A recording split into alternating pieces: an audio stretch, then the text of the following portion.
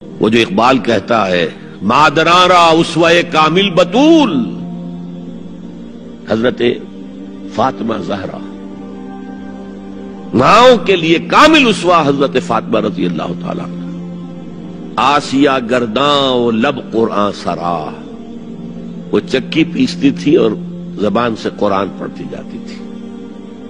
اور میں نے اپنے بچپن میں ایسی خواتین کو دیکھا ہے جو چکی پیس رہی ہیں، قرآن پڑھ رہی ہیں اور چھاتی سے بچہ چمٹا ہوا دودھ پی رہا ہے۔ اب وہ جو دودھ اس بچے کے حلق میں جا رہا ہے، پیٹ میں جا رہا ہے، اس کی کیا تاثیر ہوگی؟ بطول باش و پنہا شو ازی عصر کہ در آغوش شبیر بگیری، اے مسلمان عورت بطول بن جا، زہرا بن جا، اور اس عصر سے پنہا ہو جا، چھپ جا، علیحدہ ہو جا،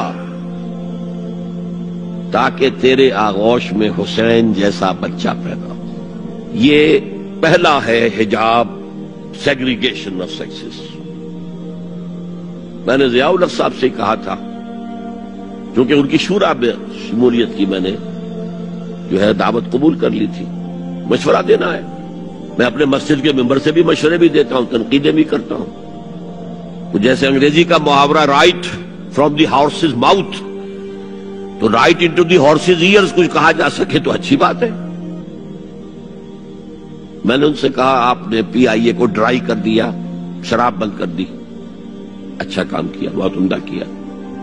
دنیا تو یہی کہے گی نا کہ دقیانوسی ہیں، چلیے برداشت کریں، لیکن یہ ایئر ہوسٹسز جو جاتی ہیں کرو کے ساتھ اور دو دو ہفتے باہر رہتی ہیں، یہ کون سے اسلام کی روح سے جائز ہے؟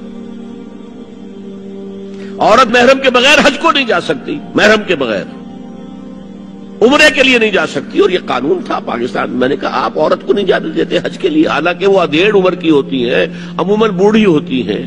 ہمارے یہاں جوانی میں کون کرتا ہے حج؟ بہت شاذ۔ یہ تو آپ کو نظر آئے گا جاوا، سماٹرا، انڈونیشیا، ملائیشیا، وہاں سے جوان جوڑے نکاح کے بعد پہلا کام حج۔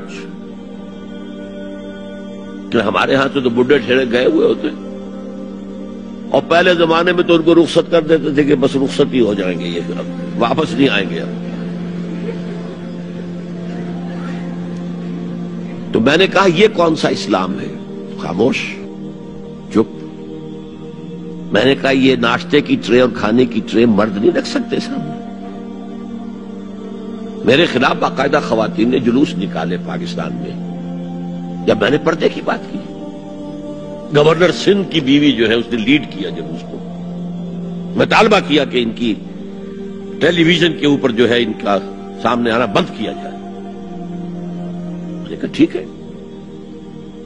بدا الاسلام غریبا ویسعود کما بدا فطوبی للغرباء۔ اسلام شروع ہوا تھا تو اسی حالت میں تھا کہ کوئی اس کو جانتا پہچانتا نہیں تھا، پھر جب اسلام غالب ہو گیا تو طاقتور کے تو سبھی دوست ہیں، سبھی پہچاننے والے، لیکن ان قریب اسلام پھر غریب ہو جائے گا۔ تو جو اسلام کی غربت کے ساتھ خود غریب ہو جائیں ان کے لیے مبارکباد۔ اسلام کا دامن نہ چھوڑیں، چاہے انہیں کہا جائے کہ یہ تو بڑے ہی دقیانوسی لوگ ہیں، بڑے کٹر لوگ ہیں۔